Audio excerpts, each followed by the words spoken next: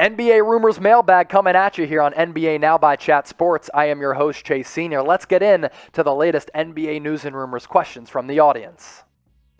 Start off with this super chat from Edward, $2. Thank you, my guy.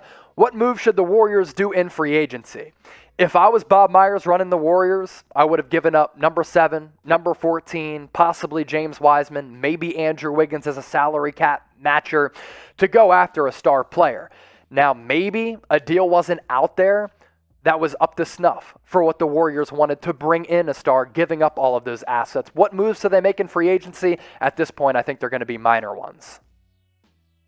For Hyper 3-channel friend with this question coming in, who's better, Jay Crowder or Mikal Bridges? In terms of upside and potential, youth, him being cheap, right now it's Bridges. But I think in the NBA playoffs, he's certainly earned himself a really nice payday. I think Jay Crowder gives you a lot of value as a guy who's tough, a lot of playoff experience, very good defender, solid three-point shooter, but I think Bridges can be better if he's not already in all of those areas. Rantonigan, do you think Usman Garuba will be good? I do. It's going to take some time for him to develop. The good thing for him, he's going to the Houston Rockets. So there's going to be a buffer zone for Garuba to develop over time. He was my number 15 overall prospect. He ended up slipping to number 23. He's the best defender, I think, of all of these draft prospects. When you watch him, you're like, okay, I can see it. And I also see defensively some Draymond Green vibes. Now, offensively, like Draymond, he really doesn't give you that much. But I do really like Garuba as a prospect. I think he has good size. He can guard a couple different positions, 6'8", 229 with a 7'2 wingspan. He's only 19 years old. And alongside Jalen Green as well as Alperen Sengun, the Warriors are certainly doing something special right now. Rockets, sorry. Sebastian Rodriguez, do you think the Warriors will trade for an all-star like Pascal Siakam, Simmons, Lillard, or maybe sign DeMar or Kawhi? Yeah, maybe a trade for Siakam happens if it's like an Andrew Wiggins for Siakam swap because their salaries are almost nearly identical.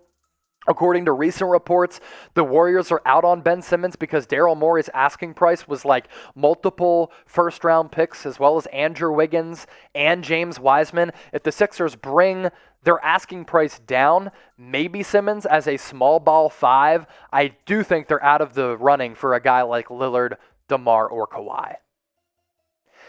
Name the biggest loser of the NBA draft. Get those teams in down below. Maybe the San Antonio Spurs for me. I like Josh Primo as a prospect. I think he can become good. He's the youngest prospect in this draft class. That's why I think he should have went late in the first round, maybe in the second round. Number 12, though, that was really, really confusing for me. Kareem Hakan, can Alperen Sengun be an all-star with the Rockets? Yes, he can. This guy's an analytical darling, Turkish League MVP as a teenager. He's got wonderful touch around the rim. I really like Sengun, and he's 19 years old, not 23. That's why I think that Sengun over time can be a very, very good player. Now, if he's able to expand his offensive game to the three-point arc, I think it makes him that much more dangerous. That's what's going to be a part of his development. Defensively, he's really not all that good either. If he can get better in those two aforementioned areas, the sky is the limit for Sengun, who is my favorite international draft prospect along with Josh Giddey. The Atlanta Analyst, should the Hawks sign DeMar Derozan? I mentioned a couple teams earlier during our live show as possible destinations for DeMar Derozan. I didn't mention a team like the Atlanta Hawks, but I like it. I think when you look at players of the ilk, of the caliber of DeRozan, still has some good years left, is a veteran-savvy, high IQ player who has a ton of playoff experience. And for the Hawks, you want culture guys. You want veterans. The problem is, what's the asking price going to be for DeMar Derozan as an unrestricted free agent? As a fit on the Hawks, though, as a secondary creator with Trae Young, I do really like it. Be sure to give me a follow on Twitter at Chase_Senior. Here's the good news is, if you don't have Twitter, if you think Twitter's garbage because they kind of cancel people out and, hey, some of that is real, you can give me a follow on Instagram at Chase_Senior. It's the same handle on both social media profiles. Feel free to slide in my DMs, hit me with any NBA news and rumors question. I love chopping it up with all of you. Magnus Jimenez, what happened if the Hornets signed DeMar or someone else that's good? Do you think they could be a playoff contender? They made it into the NBA play-in tournament last year. So I do think that the Hornets, once again, another year with that core, LaMelo Ball going into his sophomore season, they're going to be good. They were one of the more surprised teams last year, and I expect the arrow to continue to be pointing up in Charlotte. Rogue Brothers, Wizards trade Kuzma and Harrel to Spurs in a sign-and-trade for DeRozan, then sign Lowry. What do you think? I kind of like Lowry to Washington. I think Bradley Beal would really like that as well. I do think that they kind of like Kuzma and Harrel as surrounding pieces for Bradley Beal. Would that be the craziest thing? I don't think so, but I do think Washington is somewhat content with those guys. But both Kuzma and Harrel, for the potential of Kuzma, for the player that Harrel still is, he was a sixth man 2 years ago, their contracts are pretty team-friendly. Tiernan McGonigal, what should the Celtics do this offseason? What are they going to do at point guard? Is Marcus Smart your point guard? Could they go after a guy like Lonzo Ball? That's been rumored. I would love Lonzo Ball to the Celtics. Could they trade Marcus Smart, who's going into the final year of his contract, for a player like Malcolm Brogdon? I think that's in play. If they don't do any of those moves, do they move forward with Marcus Smart and Peyton Pritchard as the starting point guards on this team? I'd also like to see them address big man. Van Negro Jones, Kispert, Wally Szczerbiak, you agree? My pro comp for Corey Kispert was Joe Harris. Wally Szczerbiak, though, similar size, guys who were pretty good outside shooters. I don't hate it. That's somewhat of a throwback. Wally Szczerbiak was a good player for a long time. Kispert, Wally, those comps, they're not awful. I'm with you on that, Van Negro. Who do you think won and lost the draft? I think one of the biggest sneaky winners of the draft last night, the Brooklyn Nets. To be able to get Cameron Thomas out of LSU, an absolute bucket getter late in the first round, excellent value there. I think he's going to be able to play right away. He's also very cheap. So too is Day'Ron Sharpe as a guy who I think you can plug and play down low because you really don't have legitimate big men. You gave up Jared Allen in that trade for James Harden last year. Day'Ron Sharpe could be a very similar player. So the Nets as a team are a winner, especially considering the fact they didn't have premium draft capital at all. So I really like what the Nets did. Chat Sports, will be live for NBA free agency Monday at 5 o'clock. But basically, any crazy move that happens all throughout the week, we're going to be live multiple times next week for NBA free agency. So you should definitely subscribe if you haven't already done so. YouTube.com/chatsportstv or hit that red subscribe button down below. Also, make sure you turn on those notifications. It's a very useful tool for you if you want to stay up to date with all of the latest NBA free agency news and rumors and signings. When you turn on your notifications, that basically sends you a notification when we do go live or when we push out a video. Q Carrito, hopefully I said that right. Do you think OKC does anything in free agency? I do not. I think their focus is rebuilding, especially with those prospects that they drafted. I mean, Josh Giddey, very raw. You're going to have to develop him. Doesn't make sense for them to do anything of significance in NBA free agency. Doggo, should the Raptors sign Duncan Robinson? Don't hate it, but I think the Raptors are rebuilding right now.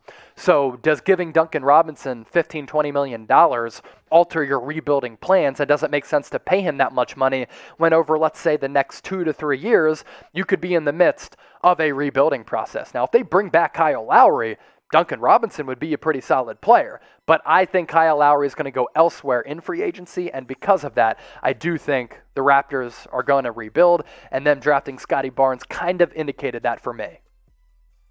Dom Towney, since Russ was traded, Beal is next. Hawks get Beal, Wizards get John Collins, Bogdanovich, and Cooper. What's funny, asterisks there, because Dom Towney was watching us during our 8 hours of our NBA draft coverage. There was a point in time, because Sharif Cooper was slipping so far and went to the Hawks in the 40s, that we could not mention Sharif Cooper in the draft. I don't think Beal is getting traded, so I'm going to shoot that down.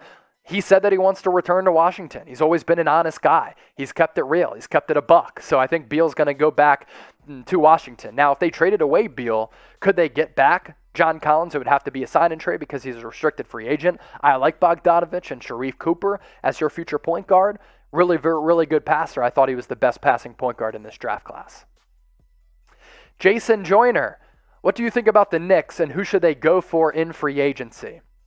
They should be very aggressive. They have around $50 million of cap space to use at their disposal. They really have one need for me. That's point guard. So I'm looking at guys like Kyle Lowry.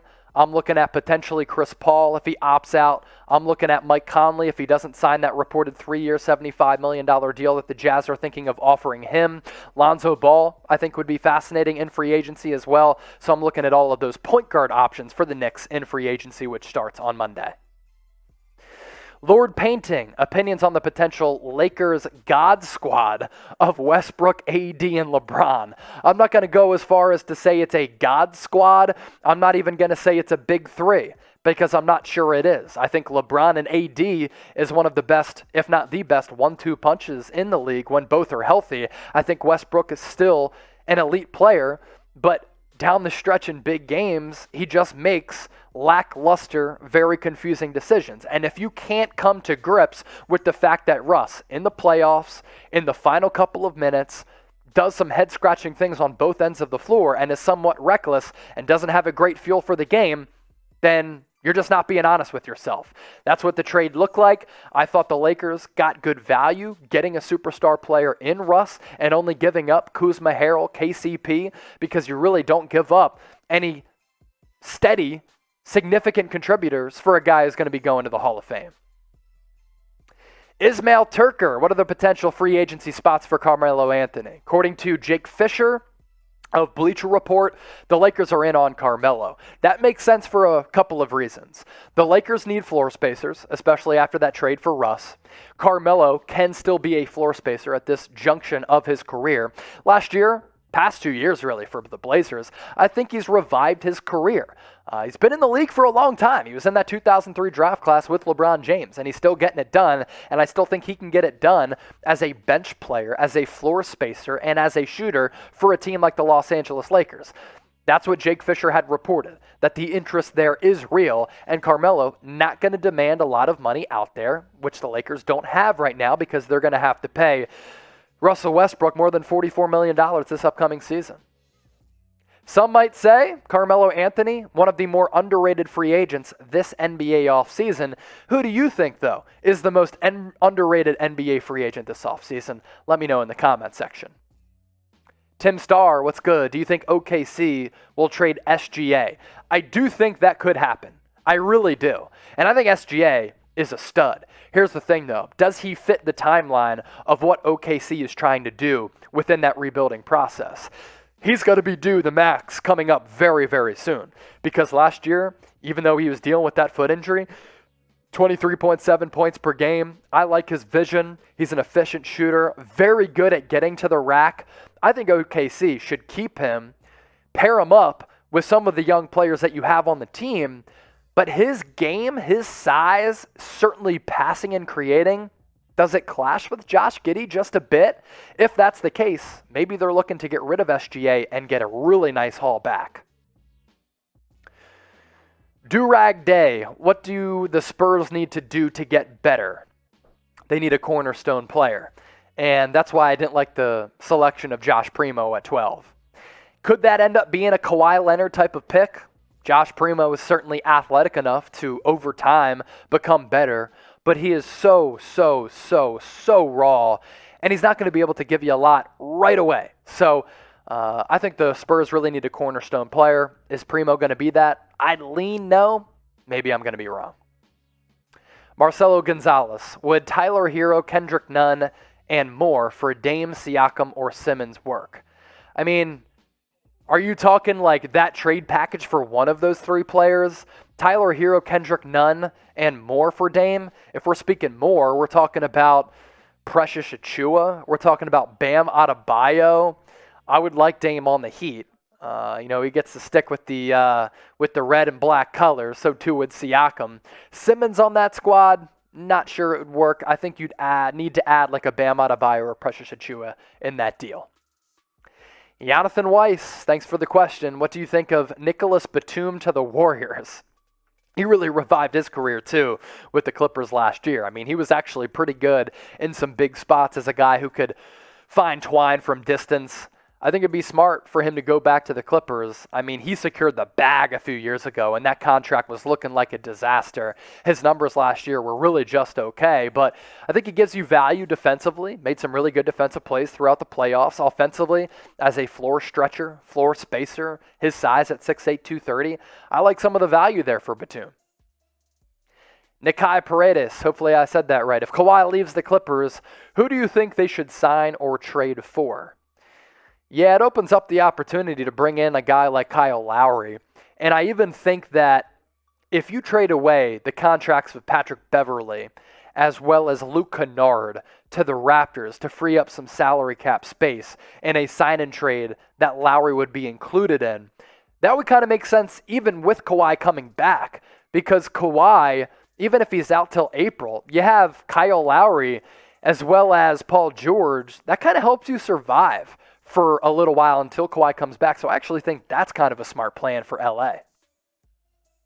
Jake F., what vet minimum options will be available for the Bucks this offseason? Vet minimum options. Oh my gosh, we're digging deep here. Carmelo Anthony maybe? If he wants to ring chase, Carmelo needs a ring. That's what's missing on the resume. So let me throw Carmelo into that equation. Jalen Curry. Where do you think Lonzo will go if the Pelicans don't re-sign him? He is a restricted free agent. So a team's going to be able to offer him. It's going to be up to the Pelicans to match that contract. I think it could be in the range of $15, $20 million. Honestly, New Orleans is probably talking to Zion Williamson right now. And they're asking, hey, if you want to be here long term, do you want to play with Lonzo? If the answer is yes, we'll pay for him. If the answer is no, we'll go elsewhere in terms of point guards. As for where Lonzo Ball could go, if he becomes a free agent, New York Knicks make sense, Chicago Bulls make sense, Boston Celtics make sense. Maybe even the Dallas Mavericks. Him, Luka, Lonzo's vision, creating a little bit for Luka, finding him on cuts, three-pointers, be kind of lit. Should the Celtics get DeJounte Murray? No, I don't think so, because he kind of fits that wing prototype, and you already have two of those guys, in Jaylen Brown as well as Jason Tatum. So I don't think the Celtics are going to be in the market for DeJounte Murray. Maybe it could be the case if Evan Fournier walks.